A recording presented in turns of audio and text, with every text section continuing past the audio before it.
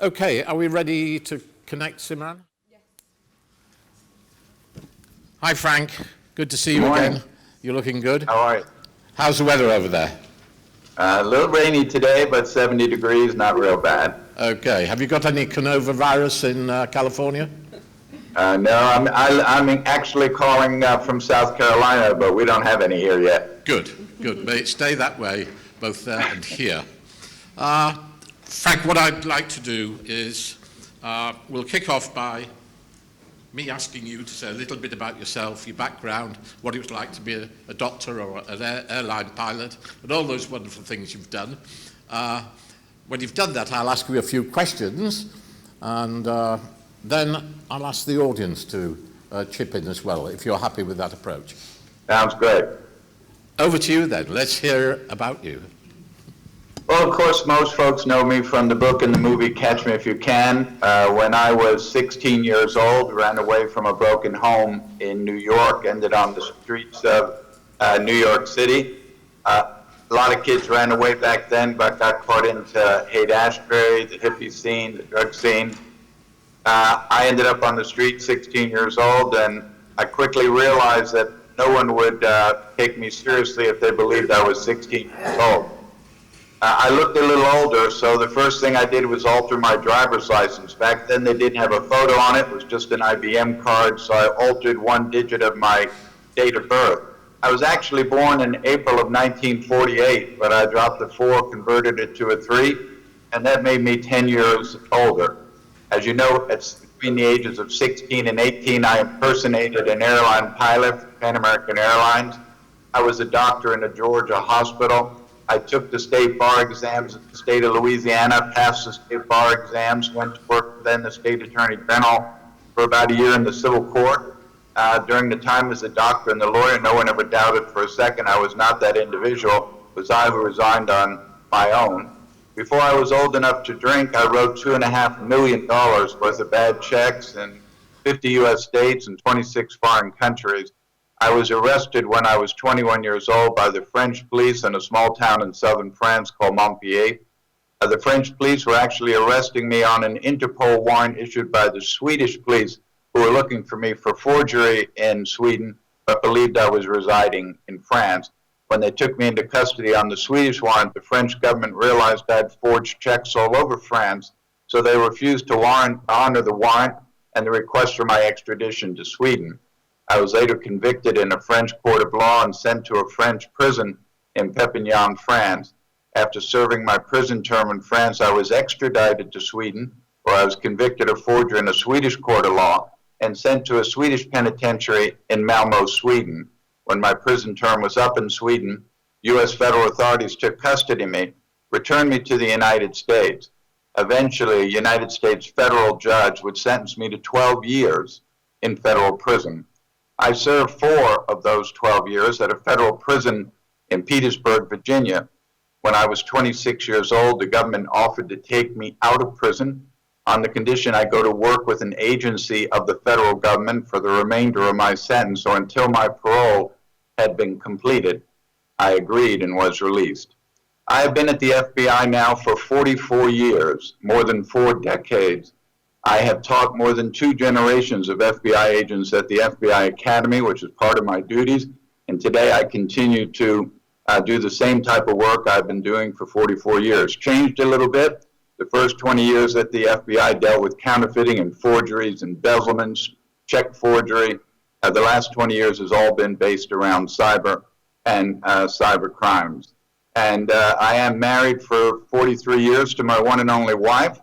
I have 3 sons. My oldest boy is an FBI agent, been in the Bureau 14 years.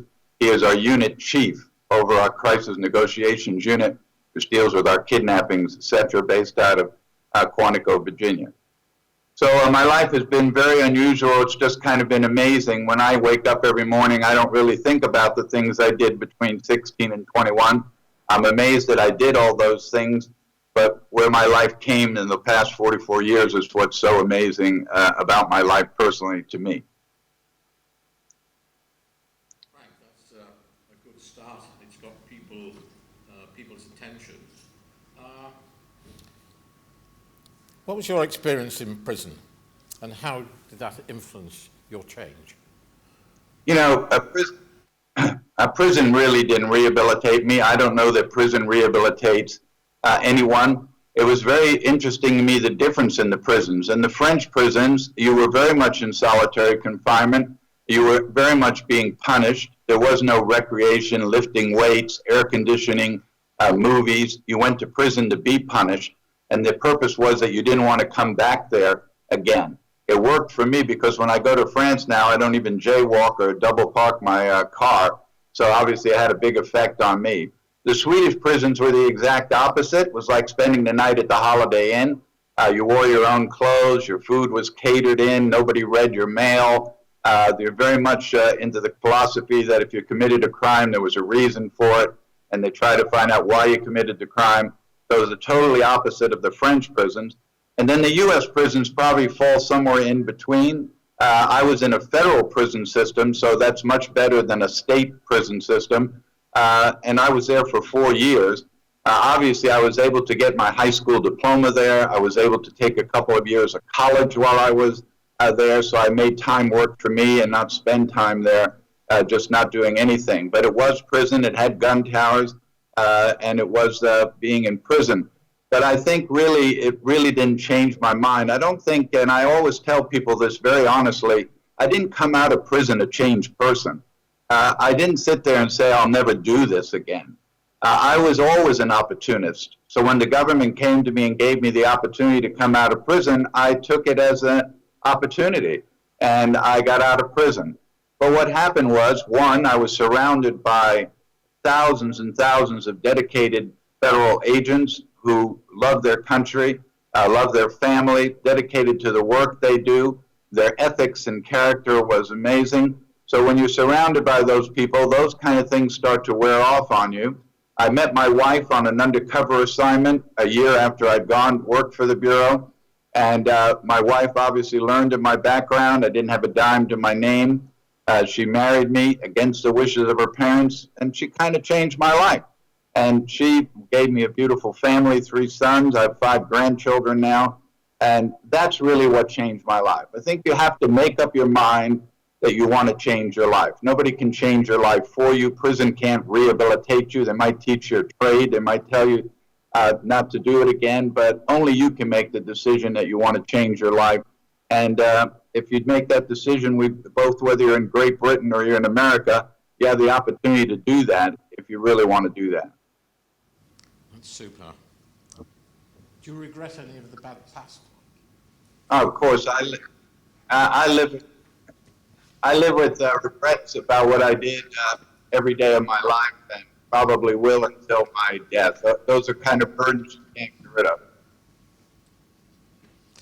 Okay, let's turn to a bit of cybersecurity. One of my hobby horses are passwords. What do you think the future of passwords is going to be? Well, let's start off by saying that passwords are for tree houses. For years and years I've written and talked about that passwords need to be eliminated. Passwords were invented in 1964. I was 16 years old, hadn't even done the things I did. I'm getting ready to be 72 years old next month, and we're still using passwords in 2020. If you look at any stats, any statistics, you'll see that 86% of intrusions are caused by password. Most all of the ransomware are caused by password. Today, passwords are a major problem and certainly something we need to get rid of. About 5 years ago, the U.S. government decided they needed to eliminate passwords within the federal government between our NSA and FBI and CIA. And so I went to work as an advisor to a technology called Trusona, Trusona. And Trusona is worldwide now, but it was the ability to eliminate the need for passwords. When I started to work with the company, and I was there just as a government advisor, I said to the CEO, before you go down this route and you start to think about eliminating passwords, you would have to invent anti-replay. Because without anti-replay, the technology will never happen. Of course, his response to me was, well, no one's ever done that. But they went out and sat out and did that. They invented anti-replay. They patented it. And today, TrueSona is backed by companies like Microsoft and numerous big corporations that back the technology. And today, we see it being used more and more in the United States and catching on very quickly. So there's an ad on TV here in the United States frequently about Serena Williams. She's running through a marketplace in her jogging outfit. The only thing in her hand is her cell phone. She sees a necklace in the market she wants to buy, so she walks over to a Chase ATM. She takes her phone out, presses the bank's app. She gets her money, no card, no password. If you call that bank's call center, they recognize the incoming call. And once they do that, they'll ask you to press the bank's app on your phone. And once you do that, they will never ask you any security questions. They know who you are on the other end of that phone, 100% accurately. So that means that call center is not storing any data, not storing any information. The employees don't have access to any of my private information. To give you an idea, in the United States, a typical 5 of the largest banks, Bank of America, Wells Fargo, Chase Bank, JP Morgan, all of those banks today spend an average of $100 million a year resetting passwords in their call center at a rate of $70 per set. So the bank can eliminate $100 million of their cost by simply going to no passwords. But we've had a lot of major companies switch over to no passwords, and we see that catching on very quickly. Now Bank of America, as using no passwords, says they will bring it to their 14,000 ATMs this year, and I think it'll catch on. I predict in the next 2 or 3 years, you'll see the no password revolution or no passwords. I would recommend if you go to TrueSona's website, and I'm not a salesperson for them, but what's nice is they have a little 2-minute demo that shows you how it's used at an ATM, how it's used for wiring $30 million, how it's used at a call center, and of course, they have a great Q&A. So any questions you have, they've answered them all. So you can ask the questions about the technology, how the technology works, but it's long overdue. We have to get rid of passwords. And some of the companies who are using the no password, when you go to the website, they'll always give you the choice. You can log on by using your login information and password, or you can use no password. So they give you the option, but of course most individuals like no passwords. And the more we eliminate passwords, the more we'll eliminate a great deal of the risk we have in the cyber world today. Thank you. I conclude from that you don't see any future for biometrics. My problem has always been with biometrics is if I were to scan your picture for your phone, what happens to that digital image once I scan it? It becomes a long series of letters, numbers, and eventually, if I can recapture those letters and numbers, I can replay that image. The same way we have wires replayed, because if I can capture all the data of the wire sent, I can replay the wire. So without anti-replay technology, you're simply able to reuse those biometrics. And as of course you know, we've had a company in Great Britain that stored biometrics for numerous corporations all over the world for their entry to their premises, for security purposes, and they've been breached and hacked. So that information and those biometrics are in the hands of someone else. The United Kingdom social media is very big. The youngsters, the teenagers, young people are on social media every minute of every day. How do people protect themselves on social media? Well, first, let me start off by telling you I'm not on any kind of social media. I'm not on LinkedIn. I'm not on Twitter. I'm not on Facebook. But being the father of 3 sons and 5 grandchildren, obviously they love social media. So as their father and grandfather, I've always taught them to use it wisely. In the United States, we have 7.5 million children on Facebook under the age of 13 years old. We have 5 million children on Facebook under the age of 10. I have a granddaughter, 10. Hard for me to believe that she would ever be on Facebook. Last year, we had over 1 million children bullied on Facebook. Their parents didn't know they were being bullied. Many times, unfortunately, the child committed suicide. Today, it's a little different. When you went to school, you might have been bullied from 8 in the morning till 3 in the afternoon, not on the weekend, not in the summer. Today, they're bullied 24 hours a day, 7 days a week. That's difficult to take. There are a lot of technologies out there that make it easy to track someone if they're on Facebook. But the main thing is, if you remember that all identity thieves are looking for keys, and social media is their favorite place to go get keys. So when you ask the identity thief, what are those keys? They'll tell you, if you're foolish enough to tell me on Facebook where you were born and your date of birth, that's 98% of me stealing your identity.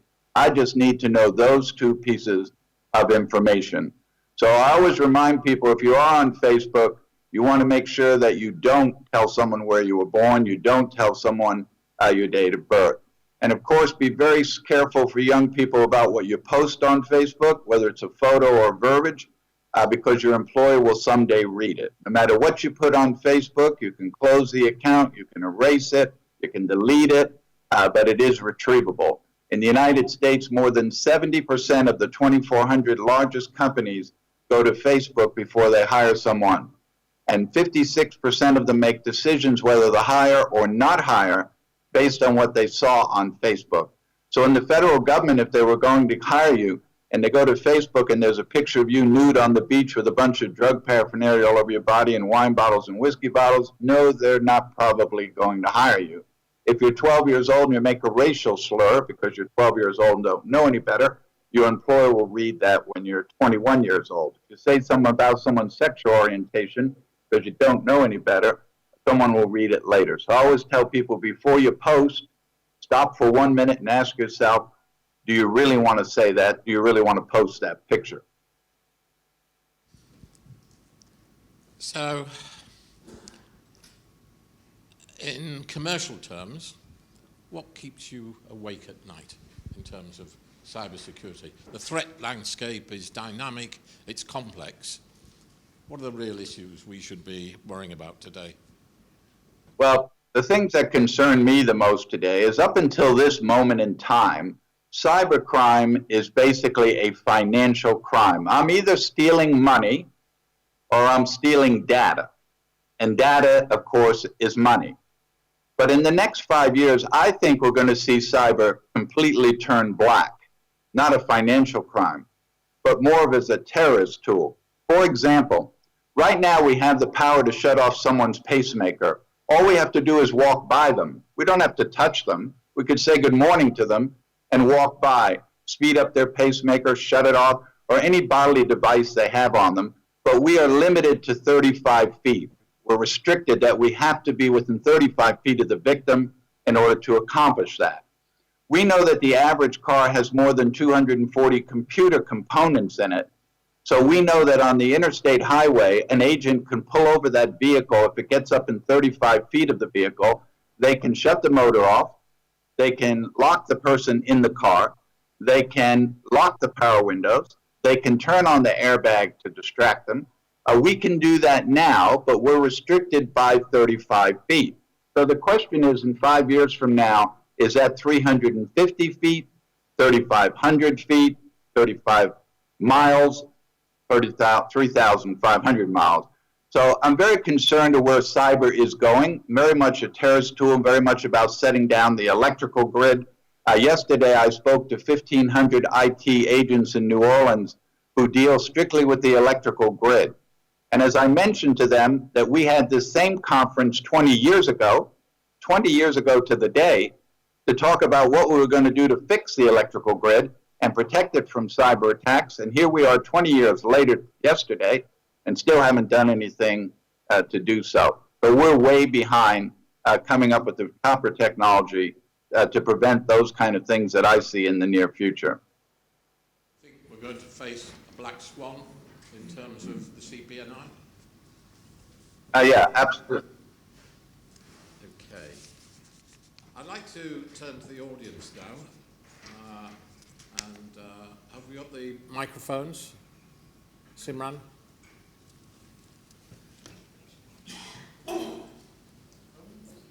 No? Well, you'll have to use this one. Who'd like to ask Frank a question?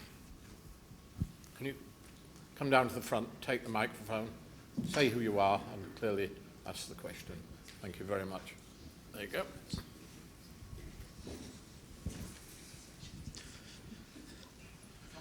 Hello, Frank. My name's Nigel. I just wanted to know if you, I read a book recently, Stephen Hawking's last one, that said that all AI needed to have a kill switch. And I wanted to know if you agreed. Well, you know, AI is like blockchain, only good as the information you feed it. So we are always going to come back down to the human element. It's always going to be an issue. A blockchain is great, but if I feed it a false identity, then the false identity becomes part of the blockchain. AI is great, but the information I feed AI in order to work is fed by a human being. And so we will always come down to that human element. You know, I've worked every breach back to TJ Maxx some 15, 20 years ago, up until our recent breaches with Facebook, Capital One Bank, and Marriott Hotels. And the one thing I've learned from every single breach I've been involved in is in every breach, it occurred because someone in that company did something they weren't supposed to do, or somebody in that company failed to do something they were supposed to do. Hackers do not cause breaches. People do. All hackers do is look for soft spots. And in every company, there are soft spots, whether it's Frank's Plumbing in Birmingham or it's IBM's corporate headquarters in America, there are soft spots. So at Equifax, they didn't update their technology. They didn't install their security patches sent by Microsoft. Their CISO, or their Chief Information Security Officer, was a young lady who had a degree in music, didn't know a great deal about technology, or certainly protecting technology. And obviously the hacker got in, sat there for several months, and then stole the 148 million credit files and 12 million driver's licenses. So technology is only as good as the people behind the technology. And as you may know today, we have a lot of technology, especially on the consumer side, where we have failed to go to the final step. That happens more often than not. That is that we fail to say, how would someone misuse this technology? So you have a device in your house, you talk to it. You ask it what time of day, what's on TV tonight, order me this from Amazon. With a switch, a quick switch, I can listen to everything you say in your house. You have a Samsung TV, a Samsung remote control, soft spots. You have cameras around your house that I simply can turn those cameras, God forbid they're in your house, and see everything you're doing. Because the manufacturer of those technologies have gone down the line, and when it got to return on investment or marketing, they took it to the marketplace way too quick without ever asking that question, how would someone misuse this technology? And I think it's very important today that companies have to go to the final step. And you have to stay up on that final step. Every year you have to go back and visit it and say, now is there some way to defeat the technology, manipulate the technology? So whether it's AI, whether it's blockchain, whatever it is, we're always going to have to rely on the weak link, the human being. And so that is why it's so important to make sure we've covered those bases. Thank you. Anybody else in the audience at this point? At the back. Greg. Someone's laughing just because it's me asking a question. Hi, Frank. My name is Greg Vandergast. I was actually one of the speakers here. And you touched on something about how the hackers don't cause the breaches, how it's the lack of kind of attention and care that causes it. And I agree with that. And one of my pictures was a 70-ton tank. You just don't care who's throwing rocks at you if you're driving a 70-ton tank. One thing, and you've touched on this a little bit, I worry about, we're sending this message that, for example, blockchain is secure, it's foolproof, it's guaranteed. I'm worried about the perception we're creating. That way, when it is misused, it doesn't get questioned. You could create like a fake criminal record for someone, and people will trust it blindly just because it's blockchain. So I'm curious what your thoughts are around that. I'm in 100% agreement with you. First of all, I'm a big believer that there is no foolproof system. If you believe you have a foolproof system, then you have failed to take into consideration the creativity of fools. There is no foolproof system. So when we deal with blockchain, there are also social issues involving blockchain. We wouldn't be able to have a witness protection program if we had blockchain. We wouldn't be able to have someone change their sex without knowing what their actual sex was. So we have to certainly look at blockchain and look at all of these things, but I wouldn't go put all of my money 100% that it's the total secure do-all to every problem. It will be a great way of keeping vital records and stats, but like any new technology, we still have a ways to go with that technology and work out all those questions that we have about those technologies. And again, I would reinstate that that's what we need to do with any technology. We need to make sure we've gone through everything to see how that's done. Remember that there is no technology, there never will be any technology, including AI, that can defeat social engineering. You can only defeat social engineering through education. You have to educate the individual that they're being socially engineered. This is why I will remind when I visit Fortune 500 companies during Cyber Awareness Month in October in the United States. These are all Fortune 100, 500 companies, and I'm speaking to 15,000 of their employees. I remind them that the most important job they have, whether they're the CEO or they're the janitor, is keeping the information entrusted to them by their clients and their customers safe. That's their most important job. But the truth is, most people are honest, thank God. And because they're honest, they don't have a deceptive mind. So when the call center gets a call and I start asking questions, unless someone has taught someone at the call center to recognize that they're being socially engineered, it would never enter their mind. This is why education is the most powerful tool to fighting crime. It's what I've been doing for 44 years. I believe if I can educate people, show them their risk, they're smart enough to eliminate the risk. They just need the tools and the know-how to know that it exists and then know what to do about it. So yes, I think it's very important that we bring education to the forefront in fighting cybercrime. That's the only way we're going to put a dent in it. I don't need to remind you that when we look at cybercrime and we see the money that's going out, the World Forum said that's $2.5 million every second in the world going out to cybercrime. When you look at that money, I've always taught agents to follow the money. Where's the money going? What ends the money end up? And if you follow the money, yeah, it tends to leave the country, but it always comes back to that country, but in the form of drugs and narcotics, child pornography, all kinds of hideous crimes. So everyone in this room is doing a great job just in the fact that you are trying to put a dent in that threat and do something about that threat. And that's what we should be doing every day. We'll never eliminate it, but we want to keep it from growing bigger and bigger, and we certainly want to keep it from harming innocent people who end up being the bystanders to those thefts. While I ask the audience generally to think about a question, I have another one for you. Can you talk a little bit about phishing emails in their current form? I can't hear you very well. I'm sorry. Can I have the mic?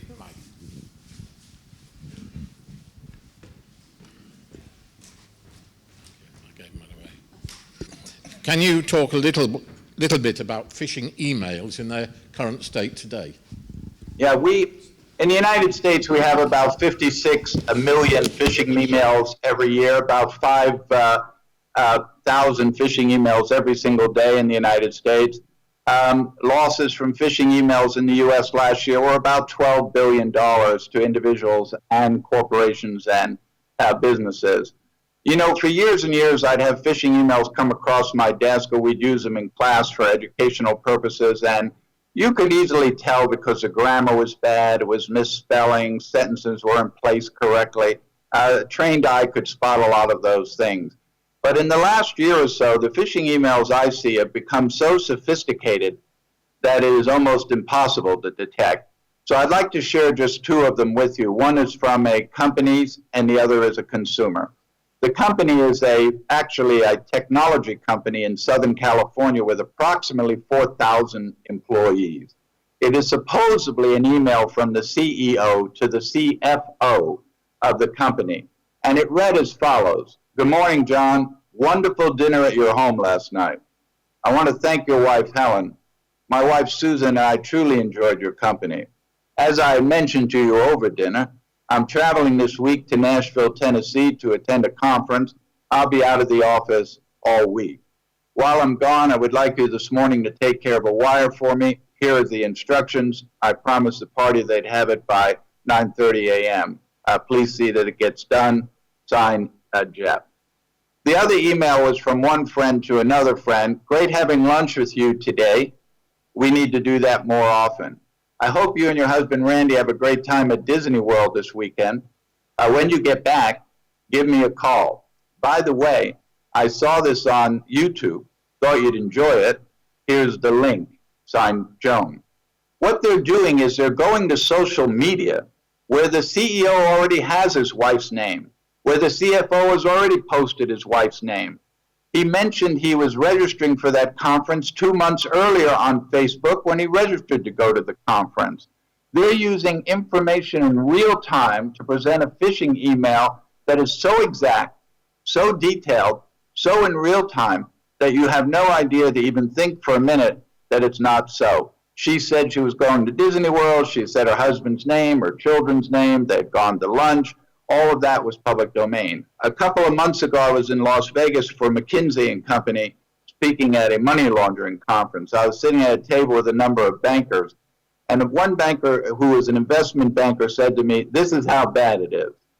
If my very, very best friend is my client, and yesterday, less than 24 hours earlier, I had played golf with him all day, and the next morning on Monday at 9:05 in the morning, I get an email from him telling me to wire these funds.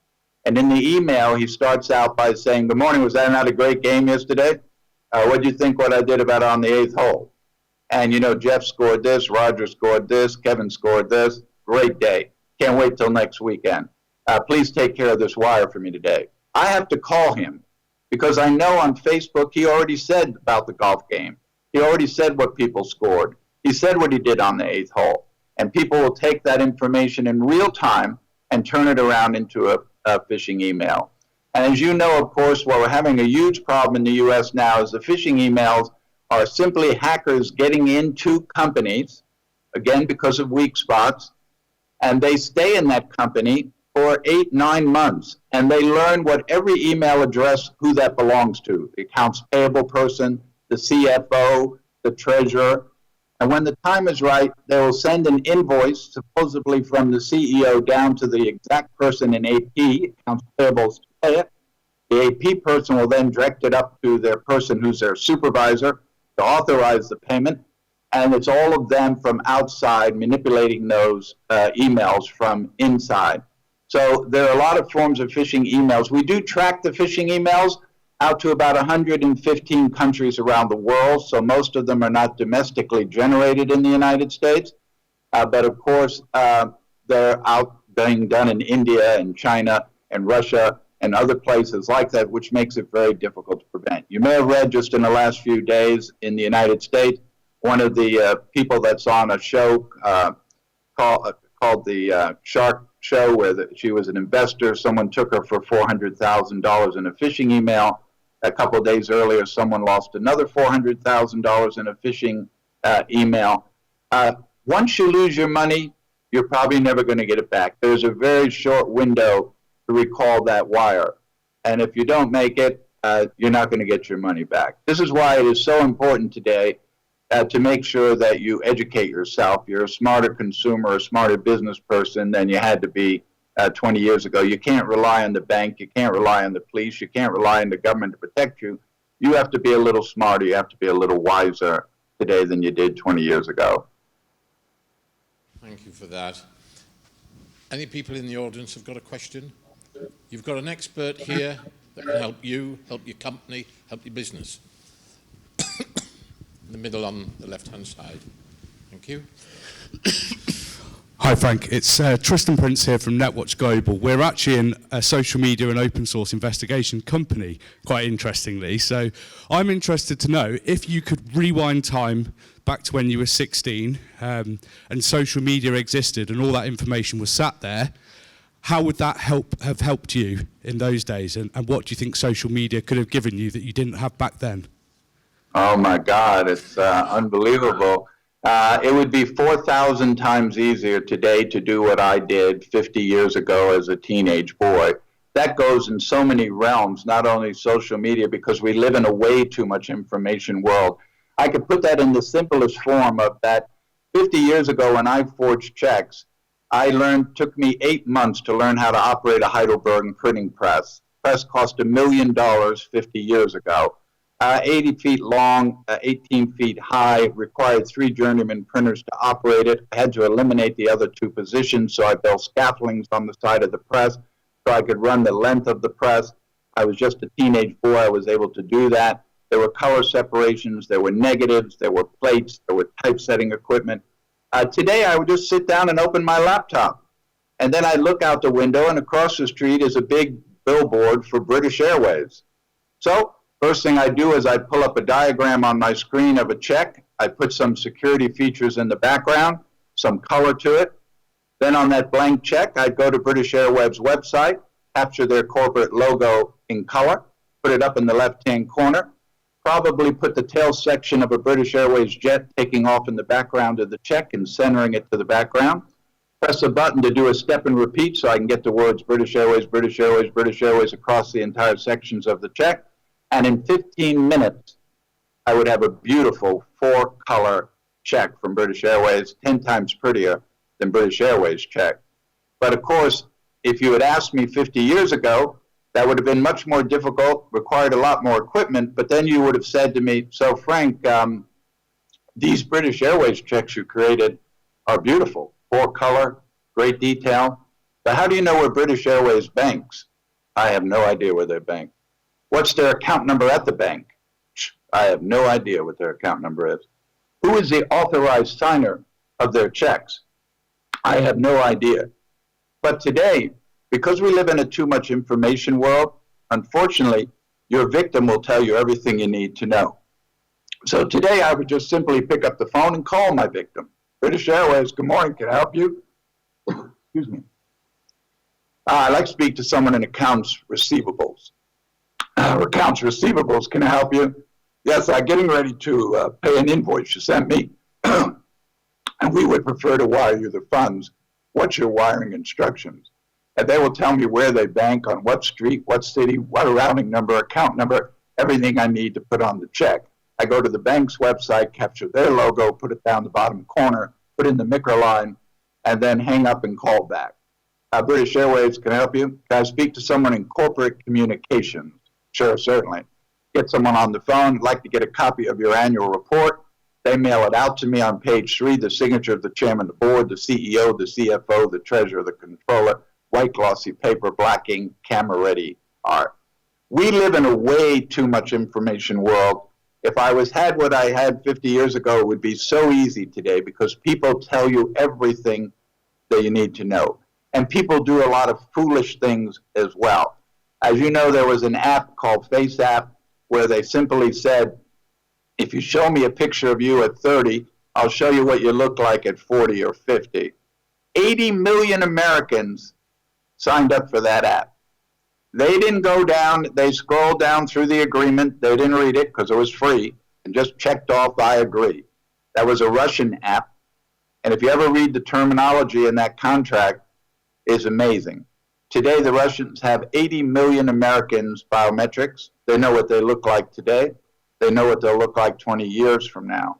So it is amazing the information we as individuals give away every day and then wonder why people are stealing our identity and why are people getting access to our companies and information. Wow. So, another question from the audience. On the right. Thank you. Lady on the right. Hi Frank, my name's Caroline Noble. You talked about education quite a bit, but more in the context of us as adults. So I'm going to ask the question in 2 ways. What should we be equipping our kids for to be cyber savvy in the future? And then what would you tell somebody new coming into an IT career? Well, first of all, the second part of your question, there is no better career today to go into than cybersecurity. I'm not talking about writing code. I'm talking about cyber security. That is the future. I would tell any young person that's what you want to learn how to do, and you want to learn how to do it well, because that's the future. Now, I started a program at the FBI several years ago because I believed it was important that young people in junior high school and high school learn about ethics when operating a computer and going online. So I started a camp, which operates out of Charlotte, North Carolina, at our FBI field office. I fund a lot of it because the government cannot fund those types of activities. But Microsoft has joined me in funding that camp, which is now celebrating its 6th year. And we bring students who register to attend for 1 week. They come to the Microsoft campus in Charlotte, North Carolina. Our FBI field office is right next door. And those kids sit there for a week and they learn about ethics and using the software and the internet in a proper way to do. One of the biggest problems we have today is we don't teach young people ethics or even character.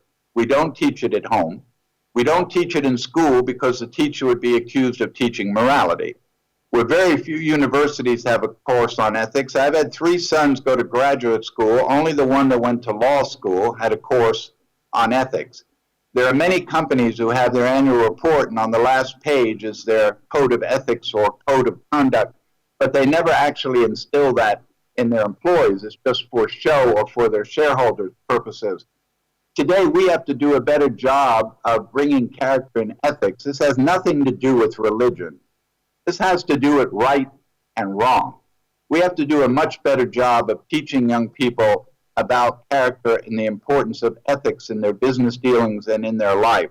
Of course, that starts at home, but it should be done in school, it should be done in the university, and it should be constant with their employer, who is always telling their employees and reinstating their code of ethics to their employees and their thought. We do a poor job of that, and one of the reasons I think we have most of the issues that we have today. Now, I know that sounds simplistic, but when you've been doing what I do for 44 years, you realize that that's not simplistic. That's one of the reasons we have most of the fraud and white-collar crime and activity that we have going on today is due to lack of ethics and characters. Just look at our politicians in government. Obviously, they do not set a great example. Consequently, young people think it's okay to steal, or it's okay to misguide someone as long as it benefits them.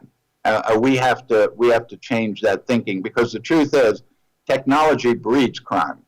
It always has. It always will. And there will always be people willing to use technology in a negative, self-serving way. So until we start to do that, we'll never put a dent. Fraud will just bigger, greater, much more difficult to track because it's more global. We have to do a much better job of prevention than we are doing now. So the audience here, Frank, is from both the public and private sector. What further advice do you have for companies or organizations looking to improve their cybersecurity posture? First of all, you have to get away from I cannot tell you how many companies I deal with, big companies, that are not doing anything about protecting their infrastructure, and they're dealing with millions and millions of people's personal information or bank accounts or monetary funds. And basically, they're not doing anything to protect them. They live under the attitude, it will never happen to me. The chances of it happening it to me are slim. We have great technology, and every day we produce great technology all over the world. But the technology is only good if you use it. If you don't use it, it's worthless. You can't sit there and say it may never happen to me. So in the U.S., I'm a big, strong supporter that people should have to take responsibility for their action. I believe they should be sued, and they should be able to be sued by individuals who have been harmed because of their inaction and their failure to protect the information that's been entrusted to them. So companies need to understand we can buy cyber insurance, but if I was selling cyber insurance, you can rest assured that that policy would have very strict controls in there that you must be doing this, you must be updating these things. All of these things would have to be in place. If there was a loss and those things did not occur, I would not pay the claim on that policy.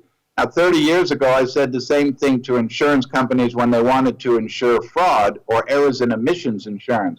Obviously, you had to have segregation of duties. You had to have best practices. There were certain things that the company was responsible to do, otherwise the policy did not hold. Federal deposit insurance for banks, the teller had to be able to be trained. The teller had to do, if the teller had an incident and then was reprimanded and was not removed and there was another incident, the insurance company didn't pay. So I think there has to be parameters set for us about dealing with fraud, and we have to do a much better job. And every company, no matter how big or how small it is, needs to think about what they're doing internally to protect themselves. Remember, a big corporation, when they have a loss, they have cyber insurance or they just write it off. A small business is out of business. So they lose $2 million, $3 million, or their reputation, they're out of business. It's not worth it when there is ability to protect yourself and technology available to do so, but you have to use it. Ladies and gentlemen, we've been privileged this afternoon to listen to somebody that's been on both sides of the fence. He's been an attacker, an exploiter, but he's now serving his nation as a very loyal defender. Frank, I'm 77 and I have no intention of retiring from the cyber domain. You're 70, 71. What's your plan for the future? Same thing, in the United States, all FBI agents must retire at the age of 57. It's mandatory. All agents leave the Bureau at 57. I'm there way past that date because the Bureau has asked me to do so. And as I tell the Bureau every day, I will stay here as long as I can speak well. I don't mess up my words. I understand what I'm doing, and I can travel on planes because I have to travel 3 or 4 days a week in my job. And as long as I can do that, if I'm 80 or 85, I'll still be doing it as long as I'm able to do it. And I'm honored to be able to serve my country and to be able to do those things and to help companies and corporations all over the world in doing so. Frank, thank you very much indeed. We wish you every success in the future. I shall be monitoring your progress as you enter the eventide of your life. Good luck. I appreciate that. Thank you so much for opening your heart out to us. And thank you, Sam. Bless you. Thank you very much.